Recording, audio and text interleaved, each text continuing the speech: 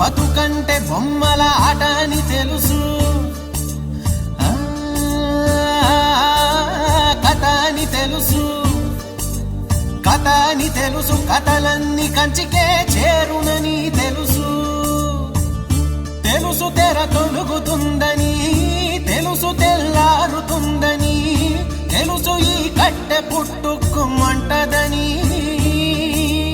తెలుసు ఈ మట్టి మట్టిలో కలిసిపోతదని, ఇన్ని తెలిసి ఇరకాటంలో పడిపోతావు ఎందుకని మాయా